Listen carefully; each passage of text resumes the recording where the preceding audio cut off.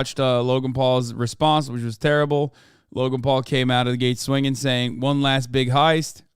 Also terrible. Time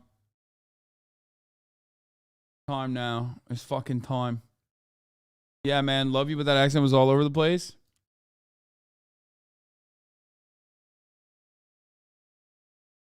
Let's watch the great crypto scam. Bitcoin to blockchains to NFTs to Web 3.0. It's time to find out if all is all the hype or just part of one of the greatest scams in human history. What you're looking at, depending on who you ask, is either a revolution for the internet and countless industries as we know it. Like, in all seriousness, I compare it to the internet. Or the greatest Ponzi scheme in human history. 937 out of 10. Nice. For free. Accused of being all of these things is the world of cryptocurrencies, or the other labels associated with it. NFTs, blockchains, Web 3.0. From the bizarre onslaught of celebrity promotions and endorsements. I got an ape too. Part of the same community. We're both apes. To the eye-watering numbers and headlines. Digital artist Beeple, the final bid, $69 million. Oh my God. To the grandiose claims about its potential. It's the biggest technology that has ever happened in the history of life. I once described the world of cryptocurrencies as a story, and I did that in hopeful, optimistic tones. And now I don't think it's the story that I initially thought it was. They only make money because some other sucker lost more.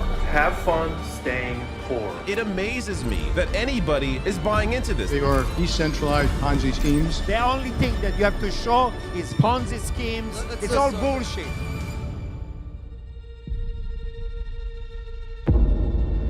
How long until this crypto shit dies? Bro, it doesn't matter. It won't die. There's too many fucking idiots out there who literally think stupidly that there are other idiots that are dumber than they are. Do you understand?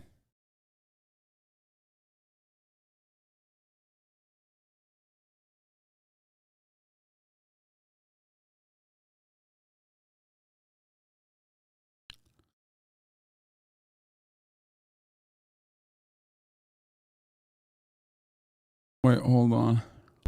For me and many others, it began here. What you're looking at is a piece of artwork by a digital artist called Michael Joseph Winkelmann, otherwise known as Beeple. On February the 25th of 2021, this artwork was put on auction. Bidding started at $100. It eventually sold for $69.3 million.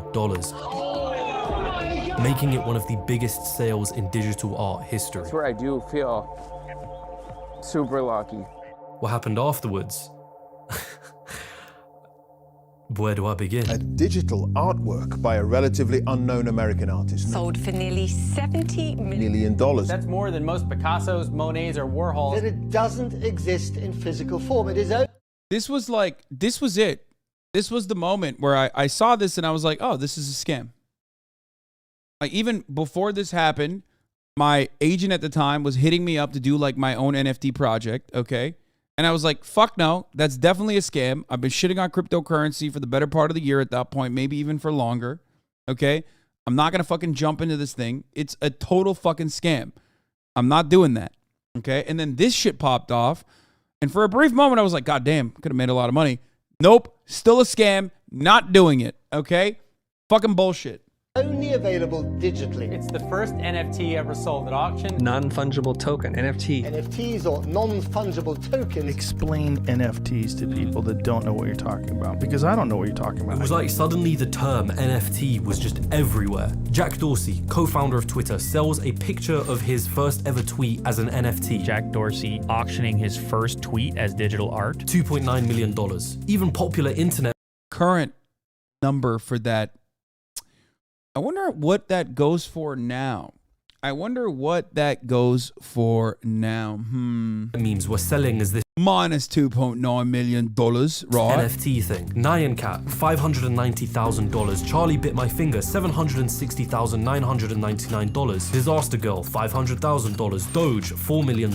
Overly Attached Girlfriend, $411,000. Bad Luck Brian, $36,000. Scumbag Steve, $57,000. You had singer-songwriter Grimes selling $6 million worth of digital art as NFTs. People were changing their profile pictures on social media to NFTs that they had purchased. It was like flex. I mean, yeah, this This is a beautiful moment, by the way. This is like very good editing.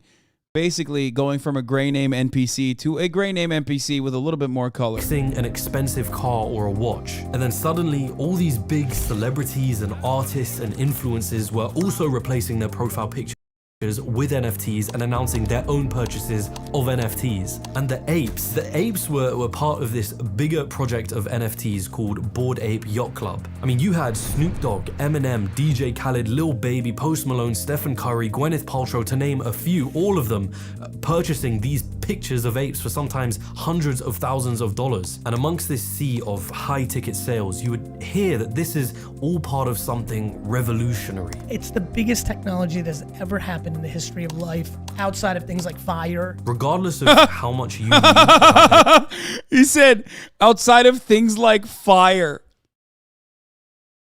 God, I love Gary Vee so much. NFTs, there was one message that was really clear. Behind every story, every headline, there was an underlying premise. Something is happening, and there is a lot of money to be made. Welcome back to the show, and congrats on getting married. Yes, this is a big deal. Last time you were on the show, I asked you to explain NFTs. So, popular talk show host Jimmy Fallon does this segment on his show. By the way, for those of you who are like unfamiliar with my work, maybe you're tuning in recently, maybe you're like just started watching in the past couple of months, every single point that he's mentioning right now, like the Paris Hilton thing, you can just key search on YouTube, and if you want to hear like my reaction at the time to it, you can literally find it. Pretty much every single point that he's bringing up here, I have done a video on. Either on my personal channel at Hasanabi or in the Clips Industrial Complex. With Paris Hilton, where they show off their pictures of bored apes. This is your ape. Yeah, it's really cool. Like the hat, the shades. We're part of the same community. We're both apes. I love it. This is my ape. Yours is so cool. I love the red heart sunglasses. I love the captain hat. It reminded me of me a little bit. Dude, look at us. They look like they could be friends. They're buddies. This was the point in which I started to wonder, okay, what is actually happening? And I think a lot of people started to as well. You start to realize that the purchase of Beeple's artwork, that wasn't done through $69.3 million in cash. That purchase was made using cryptocurrencies. In fact, all the NFT purchases that we were seeing, they were done through cryptocurrency. The mysterious individual who purchased Beeple's artwork that went by the pseudonym Metakovan, turns out it's this guy called Vignesh Sundaresan, who is already a cryptocurrency entrepreneur. And didn't this guy literally sell to himself a lot too, which is another thing that they would do all the time, which is like fucking sell between one wallet to another to like artificially boost the value, even though it was like literally your own wallet. Had a working relationship with Beeple months prior to the big sale. And whilst there was all this talk about the revolutionary potential behind what we're seeing, there was another side of the story that was being painted by people who are far more skeptical. And those voices had a clear warning.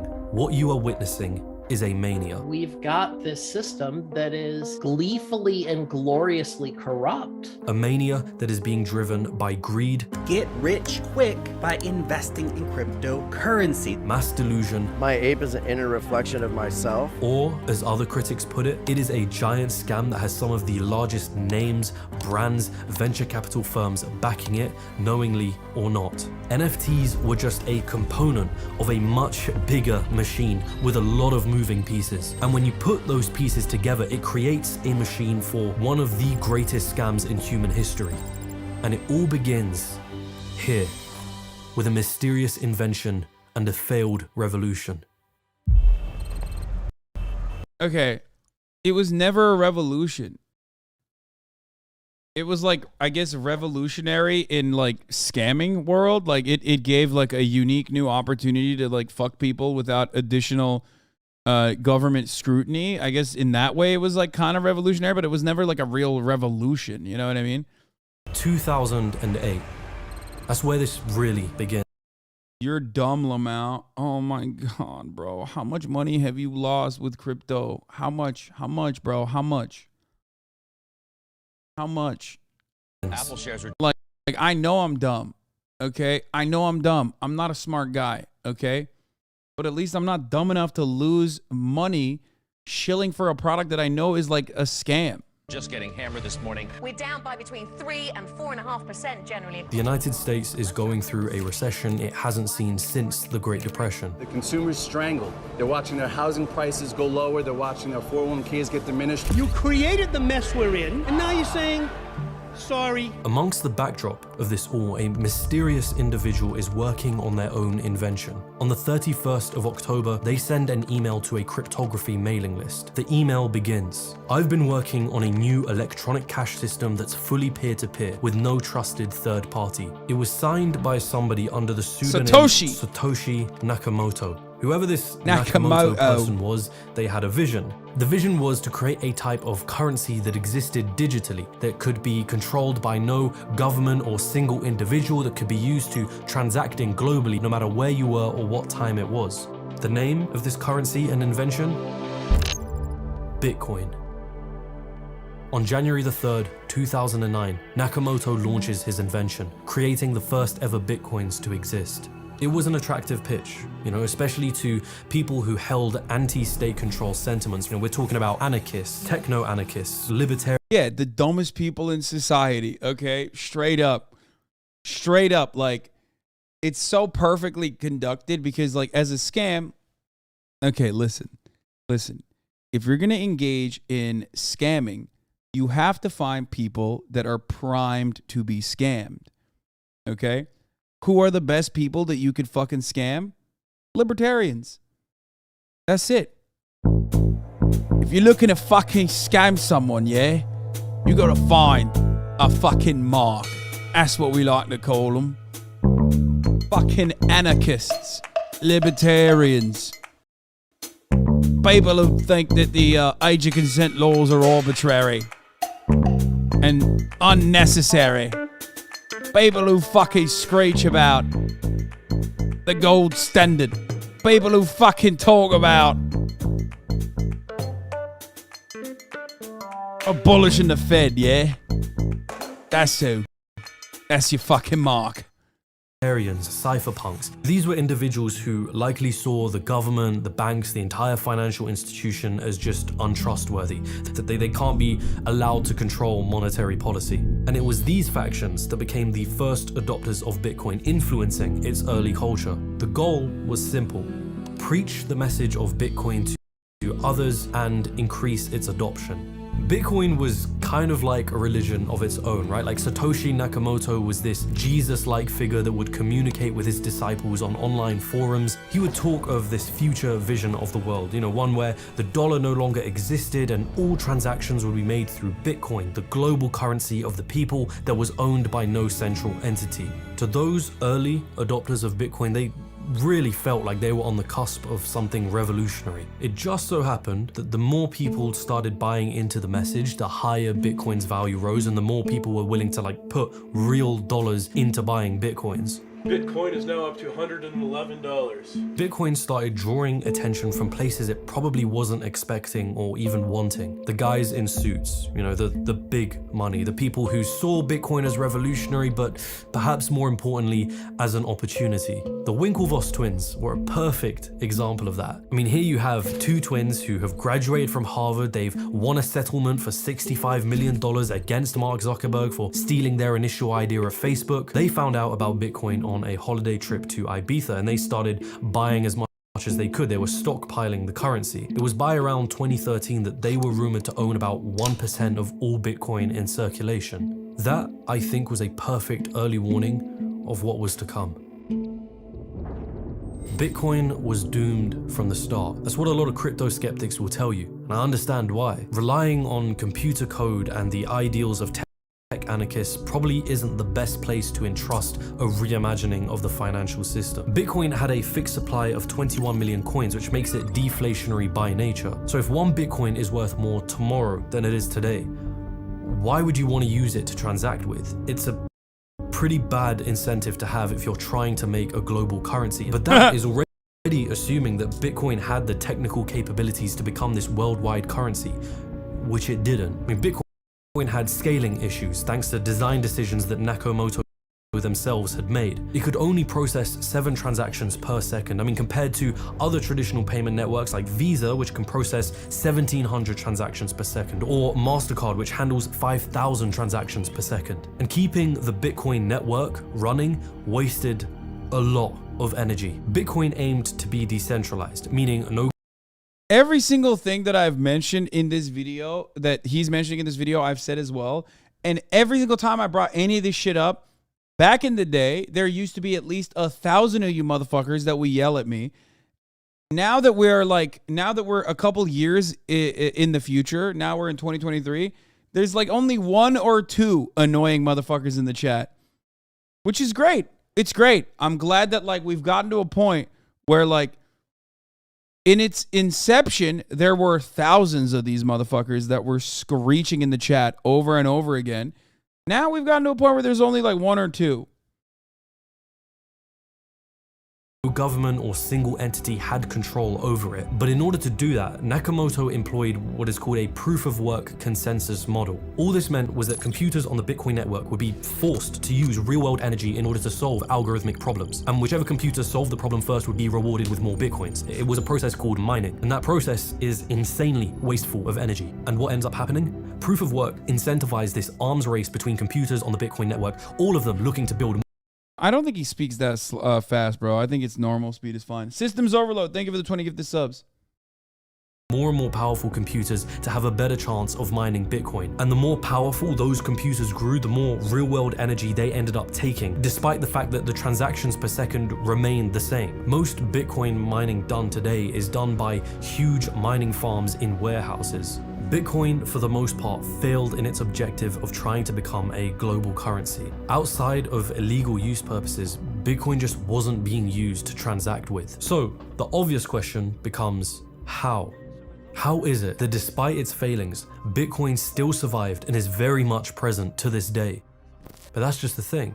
The Bitcoin that we see today is a shell of its former identity, where most of the purchasing of Bitcoin today happens on centralized exchanges that have to comply with the laws of centralized institutions. In the instances where you've heard about Bitcoin, or if you've ever been encouraged to buy Bitcoin, under what context is that always framed?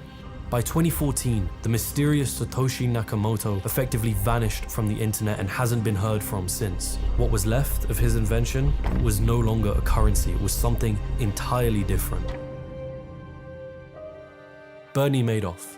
This was a guy who was well respected on Wall Street. He ran a brokerage firm with a wealth management branch. He had many clients investing with his firm under the promise of great returns on their money until the FBI arrested him this morning after he told senior employees yesterday that his business was a giant Ponzi scheme. Madoff had been running the largest Ponzi scheme in history for the last 17 years and potentially longer, worth around $64.8 billion. He would essentially put his investors' money inside a bank account and then simply pay out early investors with the money that new investors were giving. Now, Madoff eventually pleaded guilty and he was in prison up until his death in 2021. That is the essence of any Ponzi scheme. People invest into the scheme under the this HBO show was great though. Going to make a great amount of returns, and then early investors are paid using the money of new investors. And this process is repeated on and on until eventually you run out of new recruits to keep investing money into the scheme, or eventually people start trying to cash out and it just collapses, which tends to leave early investors with profits and the large majority of others with nothing but losses. People hearing about Bitcoin would hear about 2 things. 1, that it was revolutionary, and 2, that it was valuable. That if you buy now, you could be rich later. If you really want to become wealthy in the future, I would suggest you take $1 frickin' buy some Bitcoin. Bitcoin, to me, it's not just an investment. It's not just maybe a get-rich-quick scheme, as a lot of people put it, but I see it as the future of currency. I see it as the future of the financial system. So you realize that most of the people buying Bitcoin, they're not buying it to use as a currency. They're buying it as an investment. And therein lies the contradiction. Because the more people who used Bitcoin like an investment, the less liable Bitcoin became as a currency. The very thing it's being pitched as being that guy was the Freedom Phone kid, right? The guy kid. Revolutionary as. So you know what you end up with, right? Bitcoin is a get-rich-quick scheme. The promise is you can get rich for Matt, free. Magical internet money. Anyone who buys into the idea of Bitcoin is doing so to sell it for a higher price at a future date. And the people that buy it off those people are also looking to sell it for a higher price at a future date. The only way to make money from your Bitcoin investment is using the money of new investors. You hear about people making money in Bitcoin.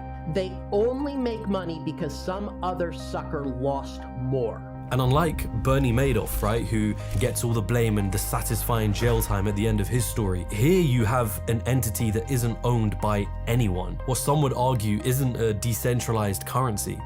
It's a decentralized Ponzi scheme. Now, Ponzi schemes are kept alive by continuously finding new recruits and new markets to tap into so that money is continuously being poured into the scheme. And so you start to see this similar incentive develop in the crypto space, this desperate need to find a use case for this stuff, and that use case has to be revolutionary enough to justify its rising value. Bitcoin may have been the first part of this machine, but things were about to get a whole lot more interesting. Bitcoin had something going for it. The blockchain system that kept it running was somewhat unique. Okay, so let's not complicate things, right? You can think of Bitcoin like a digital spreadsheet that records transactions being used in the currency. It's not a physical coin, it's just data on a database. After a certain number of transactions are made, a brand new spreadsheet is created that links to the previous one, and on and on and on it goes. Instead of using real names, users are recognized through what are called wallet addresses, which appear as a random string of numbers and letters. And all of this is kind of kept together using computer code, cryptography, and the network of miners that are running it, which is where the word cryptocurrency comes from. So what was essentially just an immutable append-only database was touted as revolutionary. You know, blockchain was no longer just blockchain, it was blockchain technology. And it wasn't long before people started to see the success and the ideals that Bitcoin was based off and begin creating their own cryptocurrencies using this blockchain system. Vitalik Buterin, a teenager who decided to quit his favorite video game, World of Warcraft, after his warlock character had a damaged component removed by the game developers. Vitalik says that he cried himself to sleep that night. That was the day that he realized the horrors that centralized services bring. This is the big homie, dude. It sounds a bit ridiculous, but Vitalik would. You know who else World of Warcraft brought us? Motherfucking Stephen Bannon. Okay, Steve Bannon, gold farmer, literally got Goldman Sachs to invest in gold farming. One of my favorite fun facts about Steve Bannon. End up discovering Bitcoin in 2011, and he would start writing for a Bitcoin magazine. It all appealed to his ideals. Like, all things considered, seriously, yes. Steve Bannon used to work at Steve Bannon used to work at Goldman Sachs, and when he was at Goldman Sachs, he got IP for all Seinfeld, okay, all the Seinfeld episodes, and one of his investments was into gold farming, okay? The power farmers in like Korea and China and shit. He literally owned them. In 2015, Vitalik and several other co-founders launched the creation of their own blockchain-based invention. It was called Ethereum. Much like Bitcoin, Ethereum had its own blockchain and it had its own native currency, which was called Ether. There was one important difference though. You see, Ethereum... All I'm saying is, all things considered, like, soda popping looks so normal in comparison to all these other motherfuckers that like have been involved in World of Warcraft. You know what I mean? Like, honestly, like, soda popping, the most normal man to come out of a WoW addiction. Okay, like, sure, he is married and has a child with a PNG. Okay, that's fine. It's a JPEG, but like, you know, ultimately,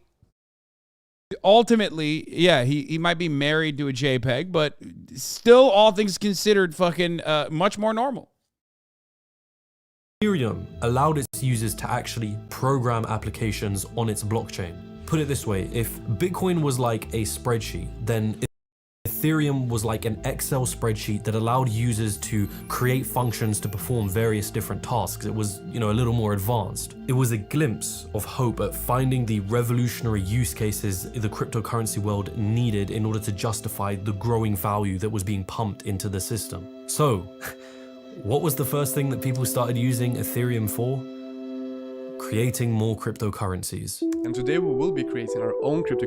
currency in under 10 or maybe even under 5 minutes. Rather than needing to create your own blockchain and network, you could just use Ethereum's blockchain to create your own cryptocurrencies, or crypto assets as people called them. These assets that existed without their own native blockchain were called tokens. There are now over 1,500 cryptocurrencies. It became known as the ICO mania. It was supposed to be this new way to fund your business. Businesses could create their own token coins, release what is called a white paper, which explains what the project aimed to do, and then they could sell those tokens. Yeah, like saving the kids, you know what I mean? Like with Save the Kids token, right? Sure hope nothing bad happened on any of these projects. Let's take a look. Otherwise known as an initial coin offering, ICO. A whole wave of these token coins were being released. Some of them parodies and others were just blatant scams. Titcoin, the Whopper coin, Trump coin, Kodak coin, Insane coin. But here it is. So I created Dictator coin. Jesus coin was a token coin that was promising to decentralize Jesus on the blockchain. On its white paper, its creators stated they were in early talks with churches to provide miracles exclusively to Jesus coin owners. Ponzi coin was very much open about the fact that it was a scam. Their website literally said it right there. It's as much as a scam as 99% of the ICOs out there, but it's more transparent about it. Ponzi coin still managed to raise $250,000. It didn't matter if the idea was good enough or not, or if it even solved the problems it was claiming to solve. All that mattered was that people believed in the token enough so that the value would rise and it would pay off the early investors who got in at the start. There was one that you invested in that saw like 2,000% growth last month. Yep. What was it? That was Dabber coin. ICOs also marked the beginning of an unlikely friendship between those in the cryptocurrency space and influencers and celebrities. If token coins were fueled by hype and attention, then celebrities and influencers were the ones that were running the gas stations. Famous professional boxer Floyd Mayweather, along with producer DJ Khaled, were paid $100,000 and $50,000 respectively to promote the token coin Centratech in 2017. Centratech was a project that was promising to deliver financial services to the cryptocurrency world. The coin had raised $32 million.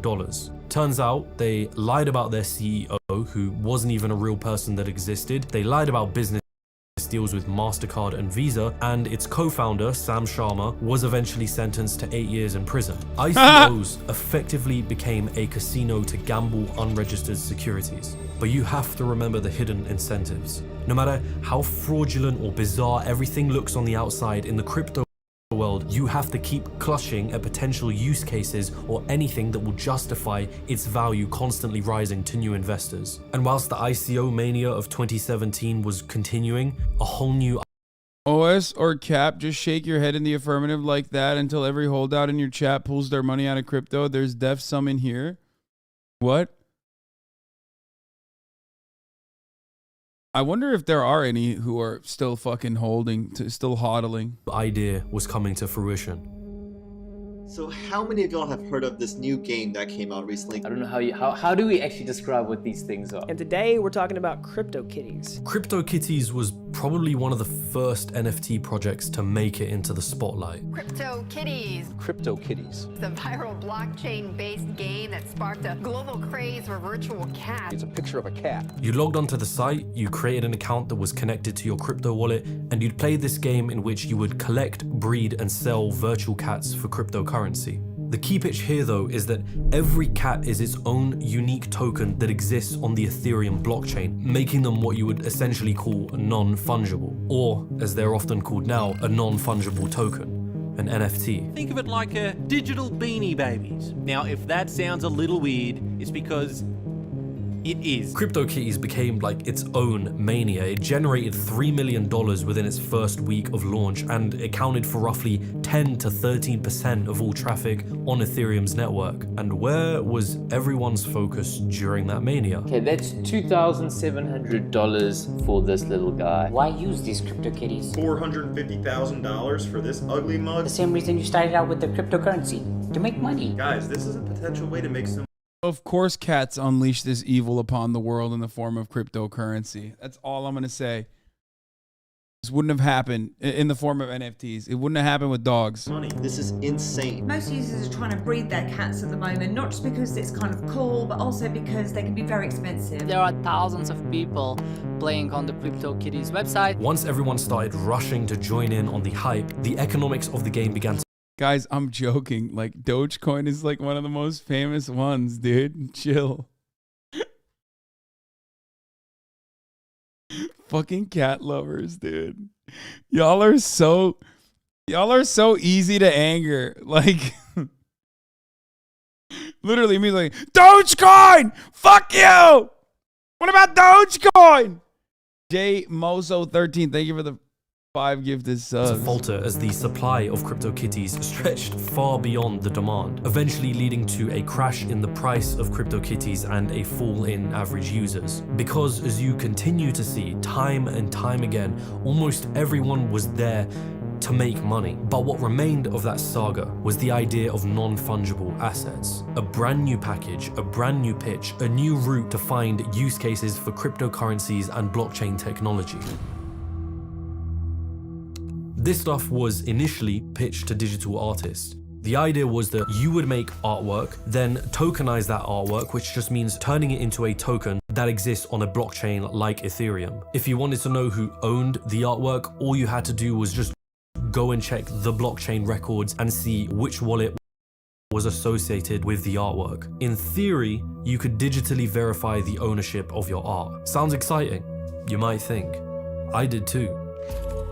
Digital artist Michael Winkelmann, otherwise known as Beeple, began a challenge in 2007 where he would create one piece of artwork every single day and continue to do so throughout the years. It was known as his Everydays collection. But to me, the bigger project is this long-term Everydays project, which is a project that I've been working on, every single day for over 12 years. It was reportedly around October of 2020 when Beeple was put in touch with an anonymous NFT artist called Pac, and Pac informed Beeple about the world of NFTs. Only a few months later, he would end up auctioning a piece of artwork that contained a collage of the first 5,000 images of the Everydays series, titled Everydays: The First 5,000 Days.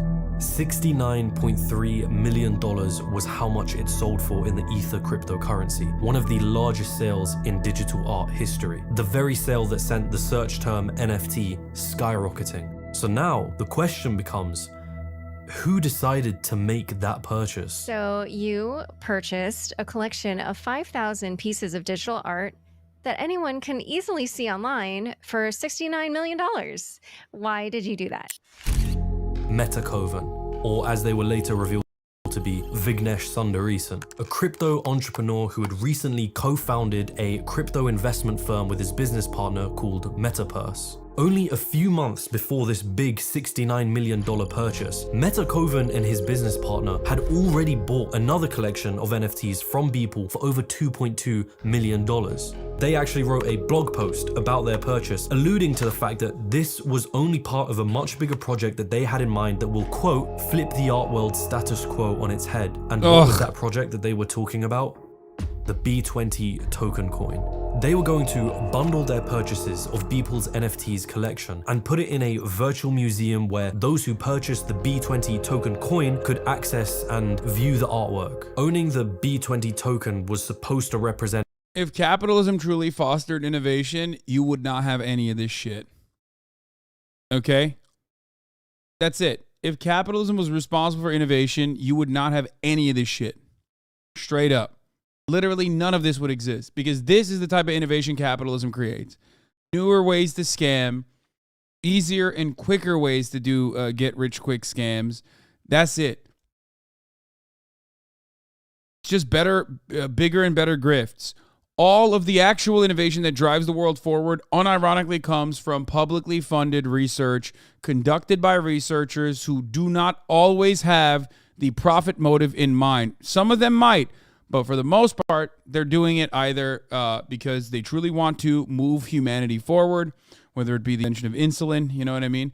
Or they're doing it for the notoriety, or they're doing it for other reasons, okay?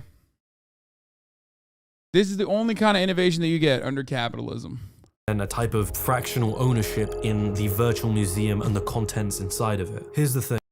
Metakovan and his business partner conveniently owned 59% of the total supply of B20 tokens. Oh Beeple God, what the fuck was is also that? given 2% of that supply. What the fuck is this? A Hasanabi token? What the fuck is this shit?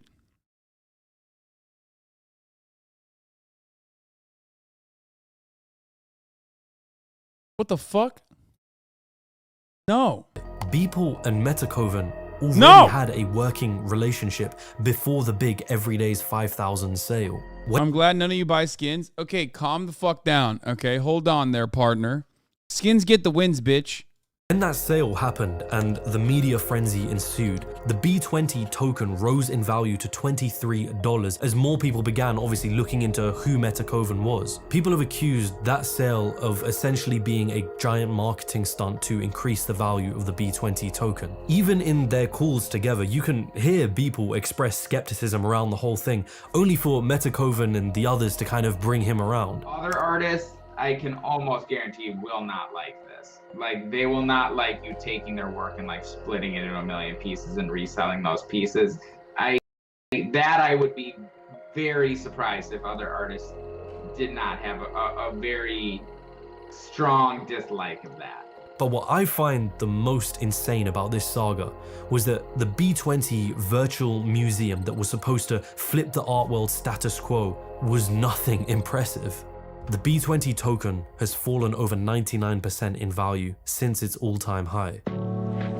Despite all of this, Metakovan's sale sent headlines skyrocketing. Suddenly, NFTs were being created out of internet memes or anything really that was culturally relevant to the internet. From the outside, all you had to know were that NFTs were revolutionary and there was a lot of money involved. You didn't even have to know that they were intrinsically tied to the world of cryptocurrencies or blockchain, a successful repackaging. Once the sale of memes and other one-off NFT sales cooled down, it became more popular to start buying into NFT projects. These contained up to thousands of NFTs inside of them, usually following a certain theme or concept. What are CryptoPunks? These are the CryptoPunks. They're Yeah, just they are basically 25 by 25 pixels. Yeah, they're icons of zombies and There's aliens, zombies, and yeah, they all have different mohawks and glasses and So beard cool! types, and I mean, What is cool? Okay, another thing that really frustrates me about this entire crypto thing, okay, another thing is that, like, it's kind of like Elon Musk, okay? What frustrates me about Elon Musk is a million different things, right? It's like a scam, he's a confidence man, all this stuff, right? But what really draws my ire, what really makes me go, ugh, is the fact that he is just always using bottom of the barrel, basic bullshit 9gag memes that were already boomer memes in like 2009 when they were invented on Facebook. Okay? And the same goes for these crypto projects, the NFTs, like, they're so ugly. They're so motherfucking ugly. Like, that is the most offensive part of this entire thing, is that it's so obviously just copy-pasted ugly bullshit. Like, they didn't even fucking try, man. They didn't even try. Cool Cat, You guys, the coolest NFTs on the blockchain. Should I get a Lazy Lions NFT? Been thinking about joining this amazing community. Clone X. This project is previously known as Akira. Sneaky Vampire Syndicate. We've got pudgy penguins on the chopping block today. They're selling us something called Meebits? Just as it had been with Bitcoin and token coins, the name of the game was about hyping up a project so that you can sell it for profit later. NFTs though were cooler than your average token coin, so they had art behind them. You could show them off by replacing your social media profile picture with an NFT you purchased. More so than ever, hype and attention became an important part of growing the value of an NFT. Which brings us to the apes. One of the most... Some are being sold as NFTs is beautiful, but they aren't many making scams. It's artists getting paid for their talent. That's not true. That's just not true. Can you point to us on...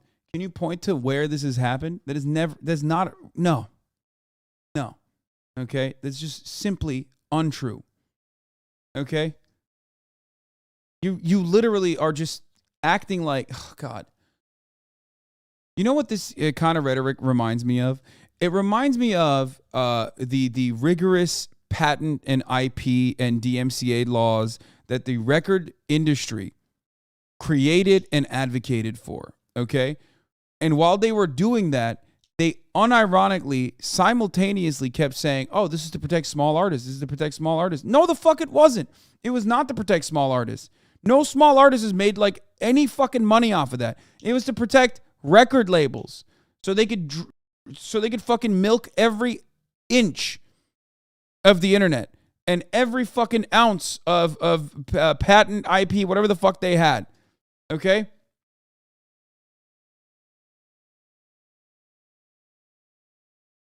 It was bullshit. It has always been bullshit. You're a sucker.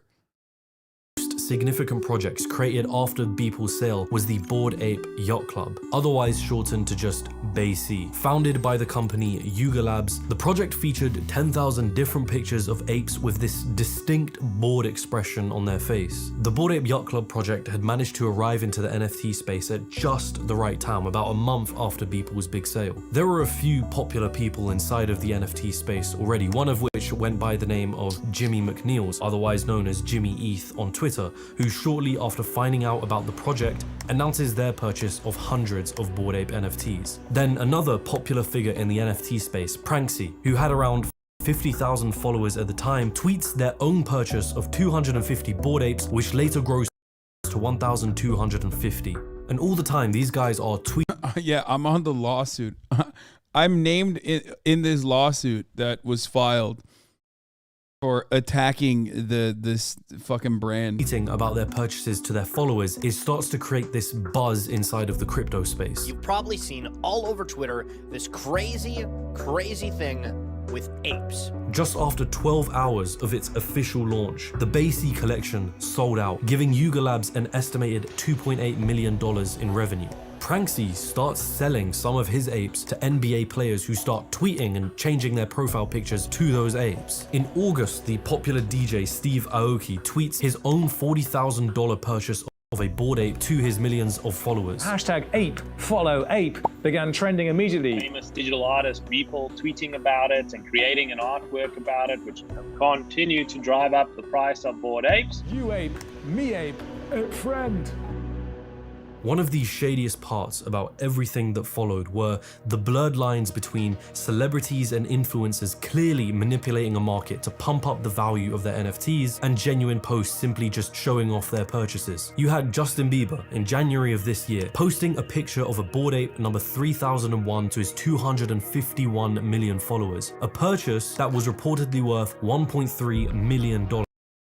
Everyone sort of assumes that Justin was the one that made the purchase himself, right? And he's just posting it on his Instagram. But then Twitter users started to look into the records and they find that Justin's supposed crypto wallet had received 900 Ether from another wallet address. And that wallet address was associated with an individual named Gianpiero D'Alessandro, or as many others may recognize him, Justin Bieber's business partner. And Gianpiero owned his own NFT collection called In-Betweeners, which Bieber had been promoting on social media already. In those posts, no disclaimer was made suggesting that Bieber had been paid to promote them. I just got my first NFT. Oh, you did? What was it? Through MoonPay. In some of the announcements from celebrities about their NFT purchases, there was this constant reference to a company called Moon. Celebrities should be fine if they get caught doing this. Sure. Thanking them for help with purchasing their NFTs. I got an ape too because I saw you on the show with Beeple and you said you got a MoonPay. Turns out, MoonPay was a company that was launched in 2019, which according to their website... No way. This just in. Teslarati tweets out, the IRS invites consumers to comment on the EV tax credit qualifications. And Elon Musk says, please comment on this matter. Huh. Wait a minute, Elon. What happened? I thought you didn't like government spending. Wait, hold up.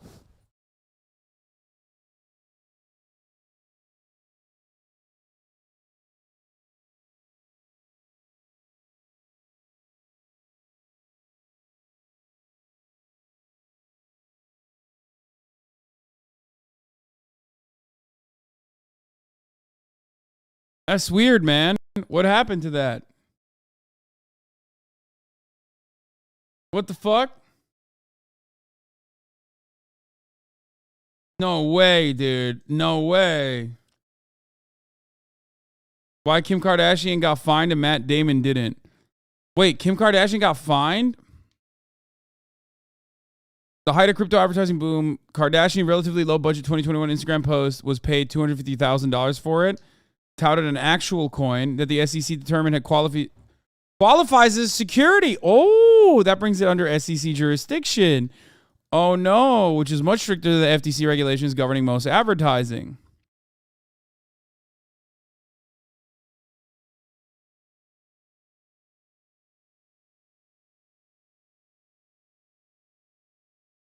Nice job putting the quotes after the question mark. Someone paid attention in school, unlike most of the chat. Yes.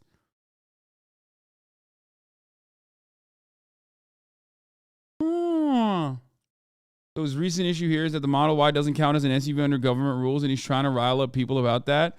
But if he listened to his legal department, they might have known about this ahead of time since it relies on old government definitions. Wait, why does the Model Y not count as an SUV? It's a crossover, but I thought crossovers were also SUVs. Yeah, I don't remember covering this.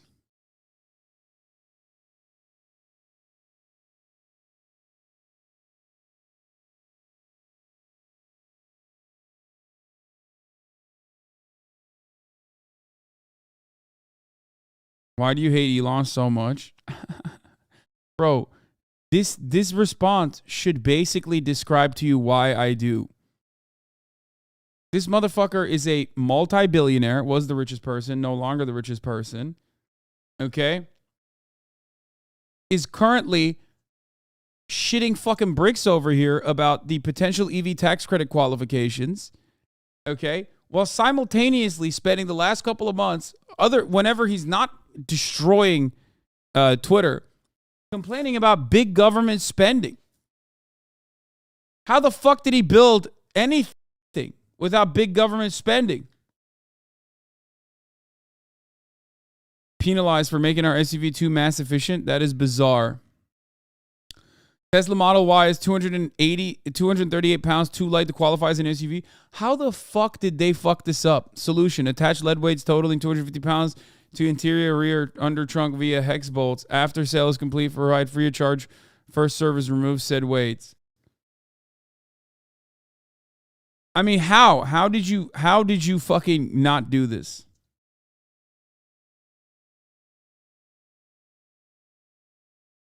It seems to have something to do with being under 6,000 pounds. That's insane, by the way. I'm surprised it's under 6,000 pounds, considering it has a fucking battery, which makes it so goddamn heavy. Like the Lyric being over 6K, but still not counting as an SUV, so there might be another issue. Also, the 7-seat Model Y qualifies, but the 5-seat doesn't. If all crossovers count as SUVs, they now have new regulations applied.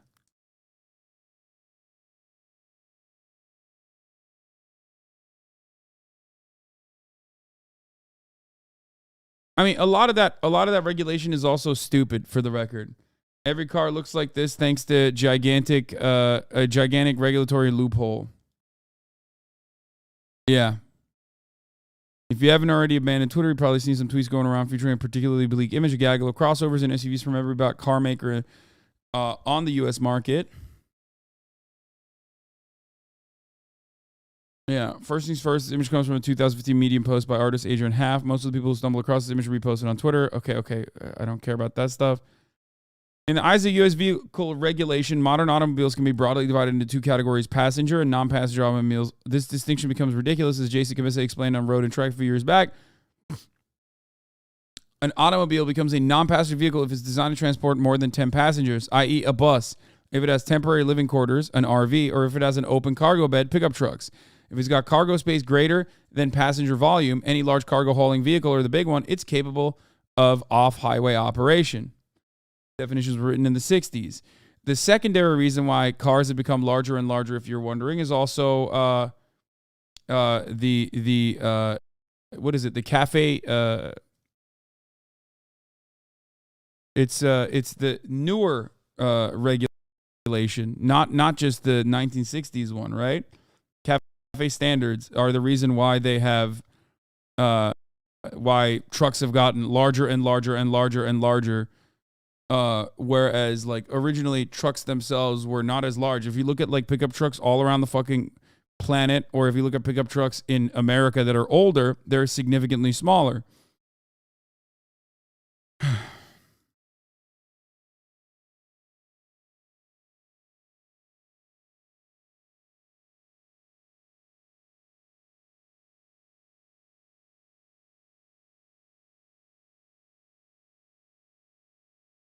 But yeah, the first hurdle is that it merely needs four-wheel drive or a gross vehicle weight of larger than 6,000 pounds. This also opens it up to additional tax benefits. Like there's a write-off that a lot of people use. If it's over 6,000 pounds, it can be qualified as a work vehicle. That's why a lot of people get like the G-Wagons and shit like that and then write it off in its entirety as a work vehicle. But there are additional legal issues when you do that, for the record. If you ever get into a car accident, as a matter of fact, if you have farmers use this, yes, it's literally designed for farmers. It's not designed for motherfuckers living in Los Angeles, California. You run into liability. Yes.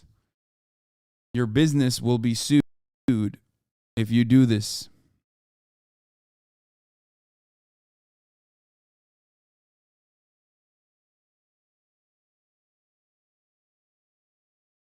Anyway,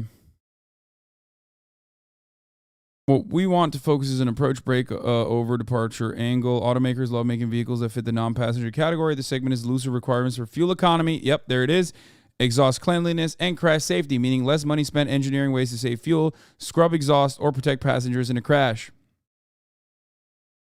A vehicle that's cheaper to engineer is more profitable to sell, hence why the most popular vehicle in the U.S. market are body-on-frame pickup trucks and crossovers that all have the same basic clearance angles. Yup.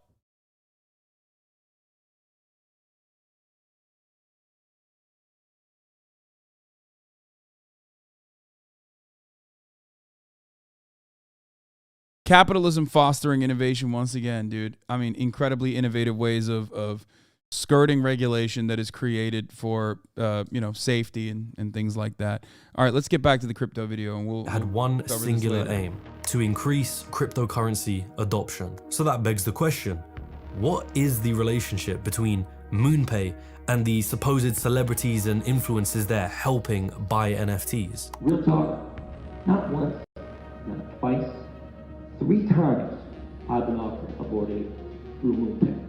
There's an NDA they try to send my agent and shit too. You know, they wanted you to not disclose that they had purchased the ape for it. Isn't it a little shady that you have the CEO of MoonPay, a guy called Ivan Soto Wright, who is an active participant in the NFT market, who is clearly well connected to the celebrities using his company's service, who has access to insider information and likely knows when celebrities may purchase an NFT before they do it. And surprise, surprise, people started finding out that Wright on numerous occasions has purchased NFT projects right before celebrities end up purchasing them.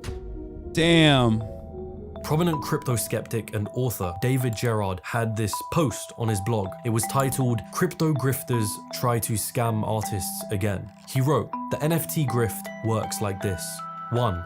Tell artists there's a gusher of free money. NFTs are the future. If you want to get an NFTs, you're guaranteed to make some money because it's new, it's fresh. 2.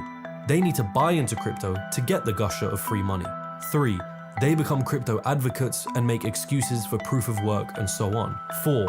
A few artists really are making life-changing money from this. 5. You probably won't be one of them. It's sold to you as this amazing thing where art is digitally verified on the blockchain. And that pitch makes you think that on the blockchain, when you purchase an NFT, there's literally an entry that shows your wallet and the actual image of the NFT you purchased right there. You want to know what is actually the case with most NFTs? There is no picture attached to the transaction. Instead, it's usually a HTTPS or IPFS link containing the stored NFT image. So what you're purchasing with most NFTs is just an entry in a database that contains a link to the image that anyone else can also access. A little misleading to call that ownership. But I guess at the end of the day, that doesn't matter when, just like ICOs, NFTs were just another speculative financial investment to throw your money into. And to do that, you had to buy into cryptocurrencies. More money funneled into the machine. In my experience, Which, by the way, Folding Ideas did a really good job on. Holy fuck, that's a 2-hour docu-series that starts from, top to bottom. Pretty much like this, but in a less condensed format, where I highly recommend that video as well. This video is also very fucking good, for the record. I'm unfamiliar with this person's work, but I really love this shit. And the Folding Ideas video, which I would consider to be a documentary, okay, is basically saying the exact same thing that this guy is saying right now, which is that NFTs were created as a new speculative asset with the actual purpose of not just like doing additional rug pulls, but with a secondary, much larger purpose that was to basically funnel more fiat currency into the crypto marketplace, because they wanted to pump more money into cryptocurrency. That's exactly what they did. And they did it successfully. Don't listen to this guy. Hassan holds BTC. Wait, what? No, I don't. What the fuck? Also, if I held Bitcoin, why would I tell you that it's all shit and tell you that Bitcoin is a fucking scam just like everything else? Experience of looking into crypto communities and its culture and various projects, there is this game that is being played. Some are blatant about it and others less so, but the game is this. Everyone is playing a role in promoting their project, calling it revolutionary, saying that this isn't like the others, but ultimately everyone knows that at some point they're going to sell. And perhaps it is because of the greater full nature of the crypto ecosystem, where everyone is incentivized to keep putting money into the system and to keep pushing it while simultaneously dismissing criticism. On the surface, everything is supposed to be positive and optimistic. You have catchphrases and actions that are commonly used in cryptocurrency communities. HODL, short for hold on for dear life, which refers to holding on to your crypto assets no matter what. HODLing is seen as a good thing. Today we're going to be talking about the art of... I remember you winning some Bitcoin with Will. No, we didn't win it. We got paid.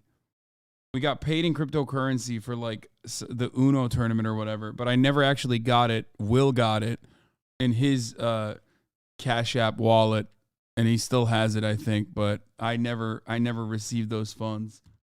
Of the whole. I don't really give a shit. WAGMI, short for we're all going to make it, which is used as both a greeting and an easy catchphrase to keep morale high. We're all gonna make it, and I say this with passion and confidence.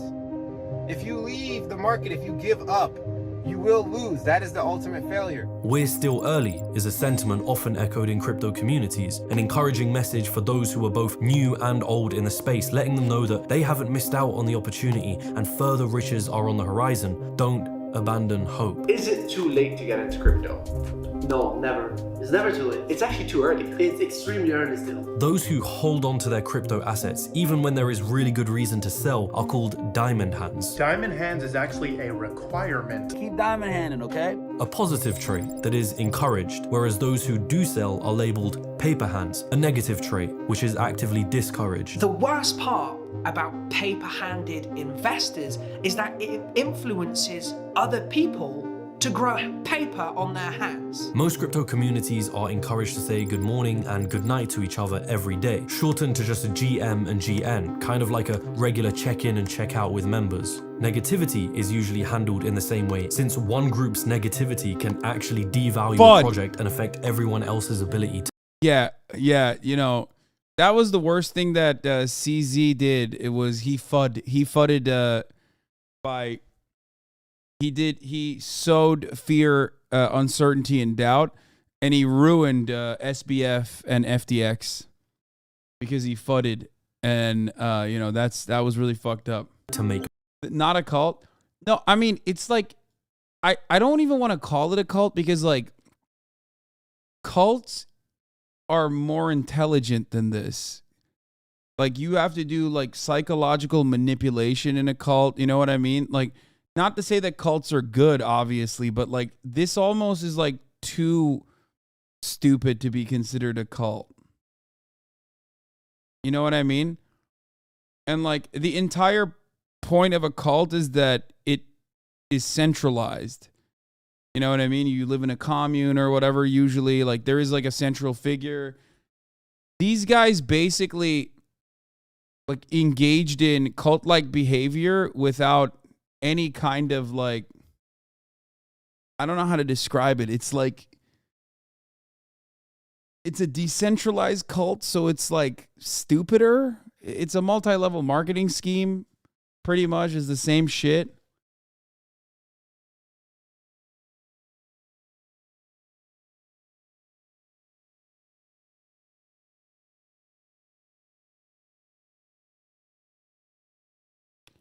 This ain't a cult, it's collective gaslighting.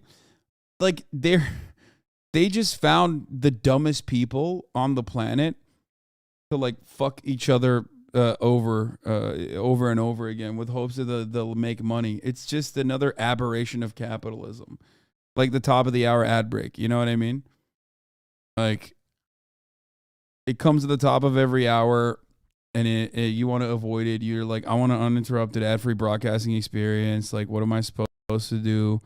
Well, all you need to do in order to have an uninterrupted broadcast experience is subscribe for $5 or for free with a Twitch Prime by connecting your Amazon Prime account to your Twitch account, where you get one free Prime subscription a month. Thank you, TerraCardXO, for gifting 5 gifted subs, allowing 5 people to no longer see the ads at the top of the hour. It's another way that you can avoid it if you're lucky enough to get gifted a sub. Here's a 3-minute ad break now. Money. If there's some bad news about a particular cryptocurrency project or cryptocurrencies in general, it can be dismissed as FUD, abbreviation for fear, uncertainty, and doubt. We have someone that, again, is trying to spread FUD. I just couldn't sit idly by and let people FUD my investment and FUD the leader of my investment. Or those who criticize are told, you simply... Oh man, you should have heard the scam. You know what I mean? You could have literally heard that the scam was happening, you know, a planet across from you, okay? Holy fuck, dude. That's crazy. Or those who criticize are told, you simply don't understand, without any further elaboration. Or they're told to have fun staying poor, which is a not so subtle nod to people's true intentions within the space. Or criticism is actually spun into a good thing for the project. These are all very convenient actions to encourage when keeping someone engaged and hopeful in a crypto project is financially beneficial to everyone else. I'm actually struck by how much the general public really hates it when someone gets into NFTs and they just have an absolute adverse reaction. I see this across industries. The NFT mania did something. I think it grew so big and so in your face from influencers and celebrities that it started making people mad. So proud. I love being a part of this community and being a voice and sharing my platform and just getting the word out there. What community? What are you guys talking about? You don't fucking care about this. I hate that they try to put on that they care about this. Bored Ape Yacht Club NFTs, which I think are ugly, dumb, cringe. Thank you guys for allowing me to scream about NFT cartoons. I hate this stuff. It's getting worse. Check this out. I got a board bunny. And not only is it a board bunny, but it looks like me. Look at that. Nothing makes people hate you faster than NFT shilling. If you're young and naive, just like my brother, and want to get into NFTs, you should check out Board Bunny. The new Board Bunny NFT project has now been classified as a scam. Welcome David Dobrik to the long list of influencers promoting scams, further claiming the team has disappeared with $6 million. It's great to be a part of this project. I love the designs inspired by Pokemon. It's a Pokemon knockoff. It's just like stealing money from people who are fans of Pokemon. Y'all better not miss this. They promised Pokemon partnerships, and it was all a lie, and it ended up raking in $6.3 million. For the last 6 months, I've been working on my own NFT project. So the project is called Crypto Zoo. I believe is going to change the game. Crypto Zoo, Logan Paul's newest project, are basically a bunch of stock photos from Adobe that have been poorly photoshopped. Non-fungible tokens, yes? I do know what they are, but I don't really like them at all, really. I'm not really into them. Nobody seems to like NFTs. We didn't find anybody who actually had anything. Dude, crypto loyalists, like maximalists, all them, they're so funny. They'll like do this kind of thing to just post their L's, I guess. Nobody likes us because they don't understand. It's like, nah, man. Anything positive to say about them? Whenever a big celebrity or influencer would post something related to NFTs on their social media, you'd see a whole slew of people responding with, oh no, not you too. And this wasn't just limited to individuals either. Companies began getting a lot of flack for even talking about or dabbling into NFTs. Oh, 2021, people. One of my favorite parts about this entire saga, where I had like a brief moment of hope, was when gamers were like, fuck that. Remember, what was it? Was it Ubisoft? Or was it Square Enix? Who was it? Where they were like, yeah, we're gonna get into the NFT space, and gamers were like, fuck you! Don't you fucking do that! Don't you fucking touch that shit, because gamers are like, we are suffering enough, okay? Except it hasn't stopped anybody, really. I think that they're still gonna do it.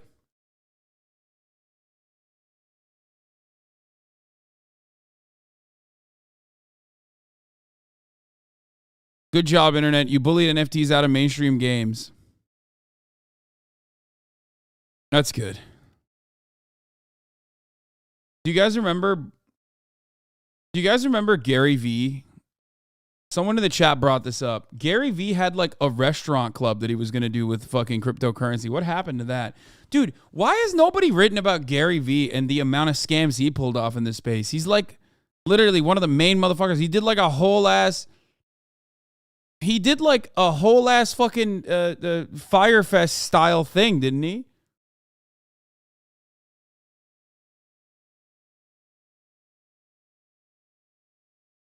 He has the NFT toy collection.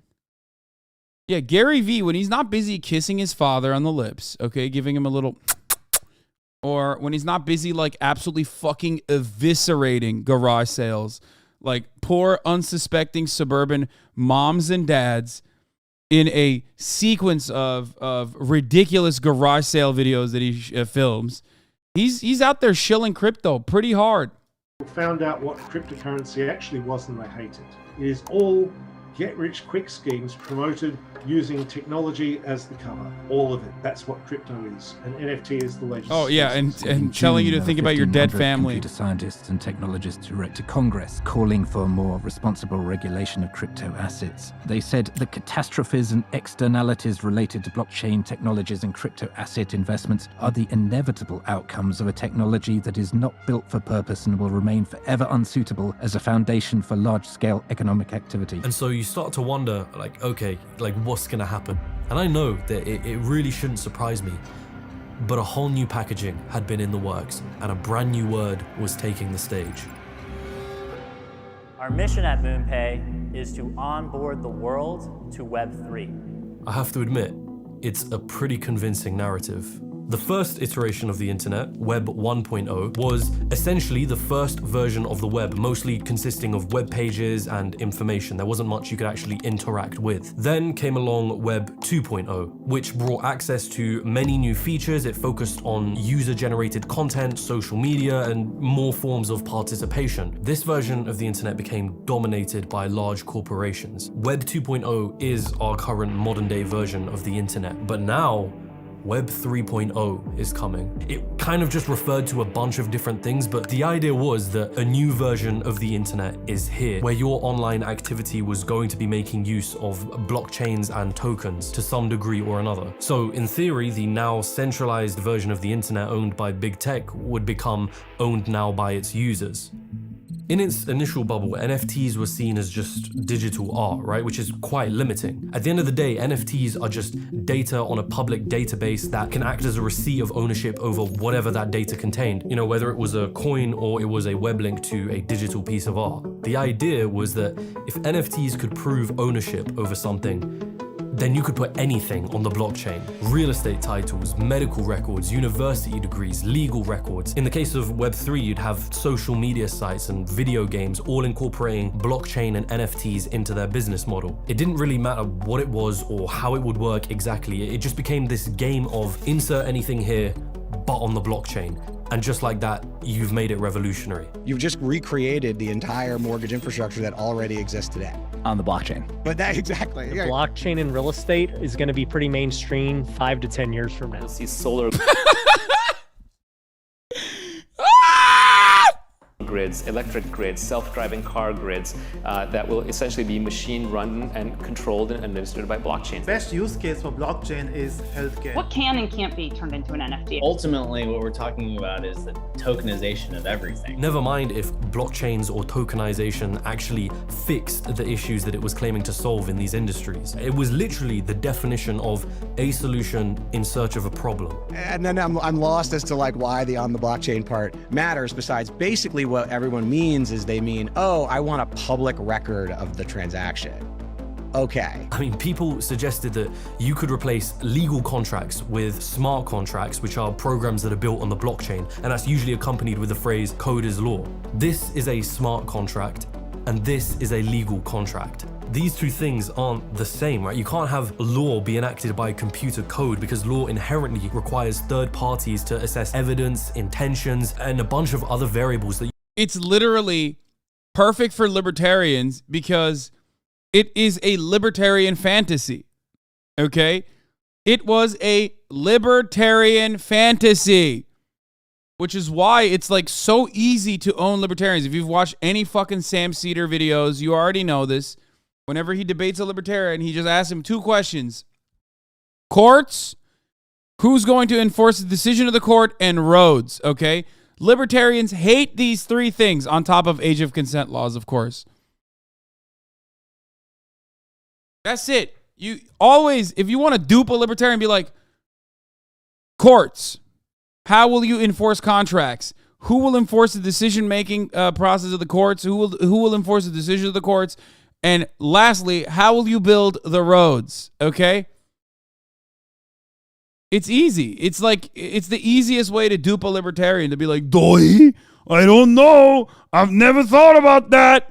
you just can't outsource that to computer code, especially when that code is on the blockchain and it cannot be altered. Nicholas Weaver, a researcher and lecturer at UC Berkeley's Department for Computer Science, has this interview with Current Affairs, and he brought up what he called Weaver's iron law of blockchain. When somebody says you can solve X with blockchain, they don't understand X and you can just ignore them.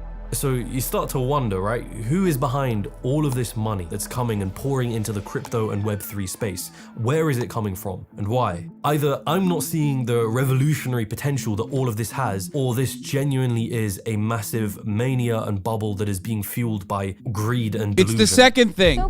It's the second thing. It's not the first, it's the second thing. Venture capital. Venture firm called Andreessen Horowitz. Have you guys heard of it? I kept seeing this venture capital name pop up. We've been in the space for a long time. Kind of a big deal, running the crypto fund with more than $7 billion in capital to deploy. Andreessen Horowitz, otherwise known as A16Z.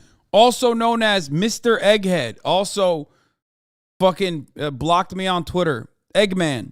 They're one of the largest venture capital firms. Literally, just look at him, bro. Look at him.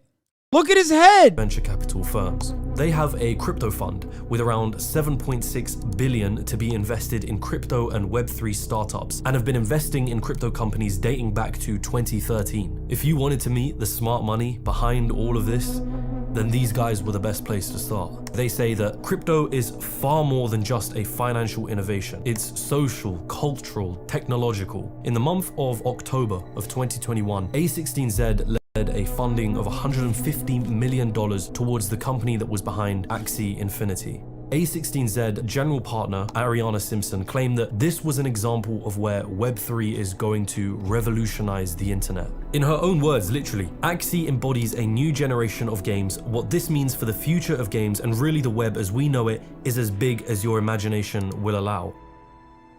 Where do I begin? Axie Infinity was what you would call a play-to-earn game. It was this new genre of games appearing in the Web3 space, which, as the name suggests, allows players to make money when they play the game. In the case of Axie Infinity, what you had was this game where people would breed, collect, and fight with these creatures called Axies. When battling inside the game, it was possible to earn this token called S. Still better than Valorant? Shut the fuck up! How dare you? The amount of pleasure I get from winning a game and like watching my fucking RR go up a little bit. Shut the fuck up. Which could actually be traded for real money. So what started happening? Well, people started playing the game, but instead of focusing on the fun of the game, the focus became on how to earn more SLP. How do we profit from Axie Infinity? The most expensive Axie ever sold was worth about $800,000. I've invested $13,232. To even play Axie Infinity, you had to purchase 3 Axie NFTs, right? And as the value of Axie NFTs started to rise, certain players wouldn't be able to afford the buy-in price. So guess what started happening? Those who had the money to buy 3 Axies began to lend their creatures. Oh yeah, aren't gun skins technically NFTs? No. You want to know why? Because ain't nobody's out there being like, oh, this gun skin is going to end up cause you to make more money. No, it's just cosmetics, brother. Of course it's not a fucking NFT. The only thing you can compare it to is like maybe a CSGO skin, but even the CSGO skins are fucking, they have a utility. Like you can still literally fucking use it in the game. So technically, still more relevant and more valuable than a fucking NFT.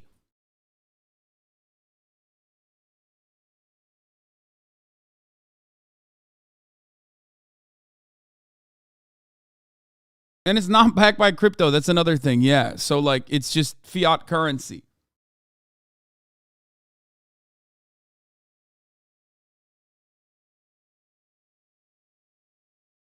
Like it's like thinking, dude, I don't get it. Like the clothes you're wearing on your skin, isn't that an NFT? Like, no, man. No. It's silly. It still gets the same job. This shirt is MXDVS. It's a Belgian company. Okay. They're great. They're friends of the show. Okay.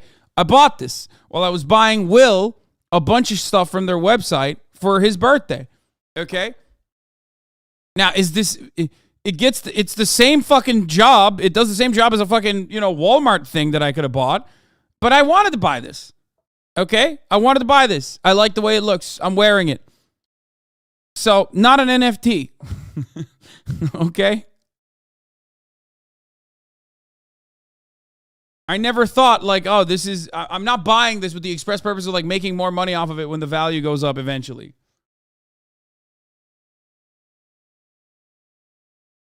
Oh no, Logan Paul hired more criminals for his Crypto Zoo team than the Suicide Squad.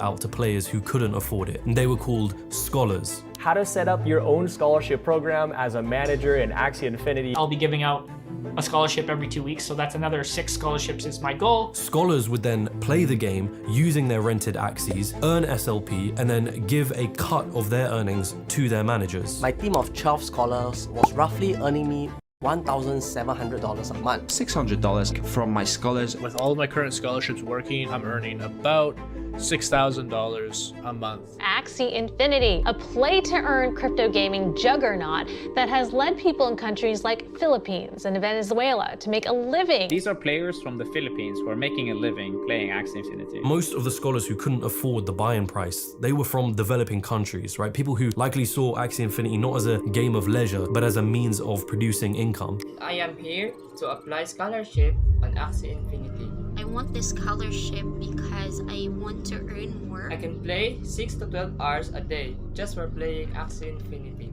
I will treat this as a job. This is so sad. I want to help my family on their expenses and save up money for my tuition and college.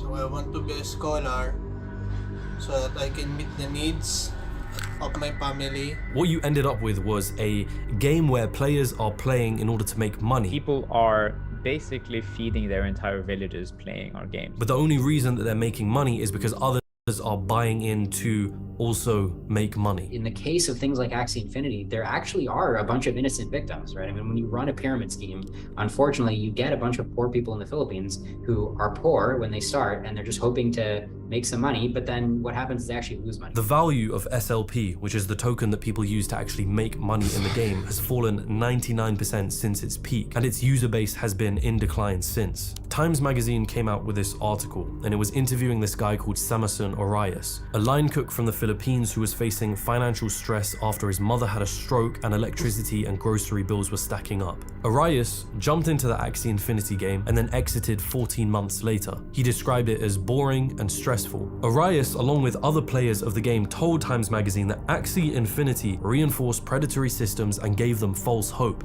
It's already dystopian as hell, but then to say to people that by doing this we are creating opportunity for people in the developing world, that's not just dark, that's fucking evil.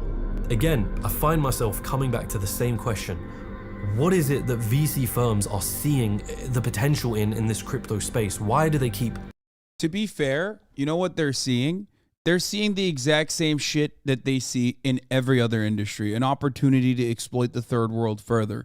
They don't give a fuck. In the minds of a VC, this is like a quick money making scam that they can like possibly get into and then pull out before it's too late. That's it. And it's technically no different than many other capitalist ventures that are above board. You know what I mean? Straight up. That's it. Can you show me the name of the channel? Yes, JamesJani is the name of this channel. Pouring money into it. The overwhelming majority of tokens are securities. Yeah. But they're being dumped onto retail investors. This is being done explicitly by venture This firms. fucking guy, Jason Calla, who are buying into companies early, getting into tokens, and then those tokens are being listed on exchanges. The public is buying into them in order to get a financial gain. They have no interest in using those tokens for any utility. VC firms have a commonly used strategy. They invest in a bunch of startups. Most of those startups will fail, a few will succeed, and with the ones that succeed, a VC needs to decide on an exit strategy, an event that allows them to liquidate their position in a company and essentially make money. This is a process that can take years. So there's another idea that is proposed by skeptics, that the world of crypto offers an incentive for VC firms to invest in a crypto company, receive a percentage of their tokens, and then sell those tokens to retail traders when it becomes publicly available, all achievable within months, highly profitable, and fairly unregulated. With crypto tokens, they can cash out in a few months. And the way that this actually works is they encourage their fundees to basically issue unregistered securities. Anderson Horowitz invested in a bunch of startups that all issued tokens that all got dumped on retail, including Anderson Horowitz dumping a lot of them on retail. This is blatant securities fraud. But they didn't commit the securities fraud. It was just the companies they invested in. On the surface, Web3 has this narrative which is all about taking money out of the hands of the rich and the big tech and giving it back to the users. But A16Z is the exact same company that has funded some of the biggest Web2 companies like Facebook and Twitter. I'm sure that there are many inside of these firms that, really believe in the potential of Web3 or crypto or blockchains or whatever buzzword you want to use. But it becomes increasingly harder to see that as anything other than hyper-optimism, or another word for it, delusion. There's this interview with Mark Andreessen, right, who's the co-founder of Andreessen Horowitz, and he's on this podcast episode with an economist and blogger called Tyler Cohen, and he proposes the idea for podcasts to make use of Web3. A well-known podcast host, how does that person get paid in a better way through Web 3.0? Make that more concrete for us.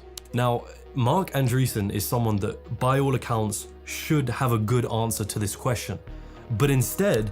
they can pick their business model. They can pick their business model. They can decide a subscription-based business model, microtransactions. They can pick, they can pick whatever model they want.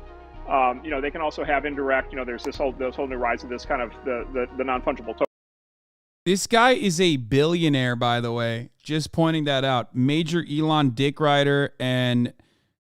billionaire from the crypto space. Eggman right here. Okay. When pressed to give an... To be fair though, like his brain is tiny, as you can see from his skull condition. It was condensed when he was younger as a child. It was pressed on like from the sides to make this egg-like shape, which is part of the reason why he has such a hard time speaking.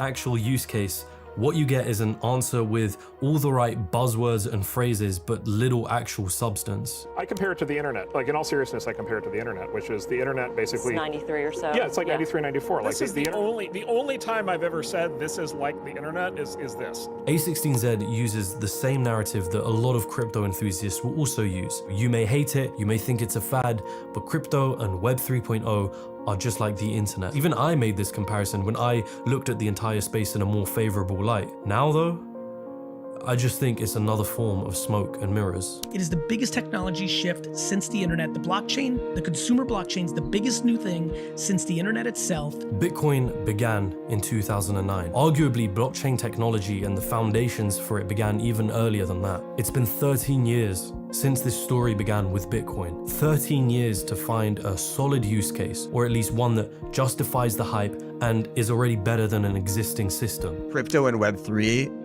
is really great at one thing, which is trading and speculation. And there is no, it's really great at one thing, which is buying drugs and also like giving money to a Palestinian charity. Like, that's pretty much it. Those are the fucking two uses for it. I mean, fake IDs, I guess, like the hiring hitmen, like, no, you're still hiring a Fed at that point. Like, there's no point in which you are genuinely hiring a hitman. Okay, that's not a real thing.